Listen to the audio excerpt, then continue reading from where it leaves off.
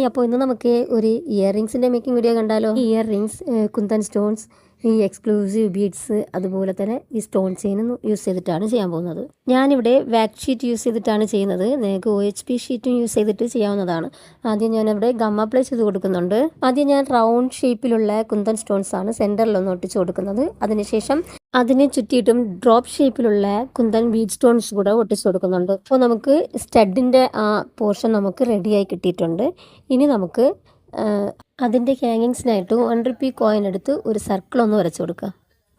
അത് ചുറ്റിയിട്ട് നമുക്കൊന്ന് gum apply ചെയ്ത് കൊടുക്കാം. എന്നിട്ട് നമുക്ക് കറക്റ്റായിട്ട് അഡ്ജസ്റ്റ് ചെയ്ത് ആ സ്റ്റോൺ ചെയിൻസ് ഒന്ന് ആ സർക്കിളിൽ കൂടെ ഒന്ന് ഒട്ടിച്ചു കൊടുക്കാം. ഈ മെറ്റീരിയൽസ് എല്ലാം ഞങ്ങളുടെ കയ്യിൽ അവൈലബിൾ ആണ് കേട്ടോ. ആവശ്യമുള്ളവരൊന്ന് കമൻറ്റ് ചെയ്താൽ മതി. ഇനി നമുക്ക് ഈ സർക്കിളിൻ്റെ അകത്തായിട്ട് ശകലം ഗ്ലൂ ഒന്ന് അപ്ലൈ ചെയ്ത് കൊടുക്കാം. എന്നിട്ട് അതിൻ്റെ സെൻറ്ററിൽ മുകൾ ഭാഗത്തായിട്ട് ഒരു സർക്കിളിലുള്ള ഒരു കുന്തൻ സ്റ്റോൺ ഒട്ടിച്ചു കൊടുക്കാം. എന്നിട്ട് അതിന് ചുറ്റിലും നമുക്ക് കുന്തൻ ബീഡ് സ്റ്റോൺസ് കൂടി ആ ഡ്രോപ്പ് ഷേപ്പിലുള്ളത് കൂടെ ഒട്ടിച്ചു കൊടുക്കാം.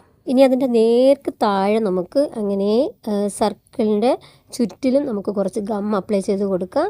അവിടെ നമുക്ക് ഈ റൗണ്ട് ഷേപ്പ് കുന്തൻ സ്റ്റോൺസും അങ്ങനെ ലൈനായിട്ട് ഒരു 7 ബീഡ്സാണ് ഞാനിവിടെ ഒട്ടിച്ചു കൊടുക്കുന്നത്.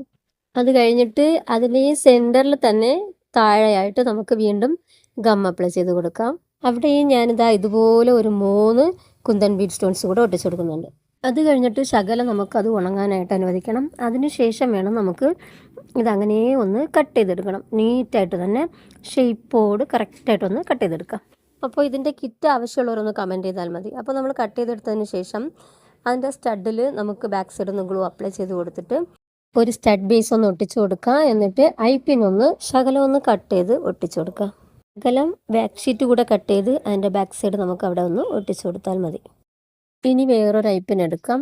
അതും നമുക്ക് ആവശ്യത്തിനനുസരിച്ച് ഒന്ന് കട്ട് ചെയ്തെടുക്കാം. എന്നിട്ട് ആ വളഞ്ഞിരിക്കുന്ന ഭാഗത്ത് ശകലം ഒന്ന് ഓപ്പൺ ചെയ്ത് കൊടുക്കാം.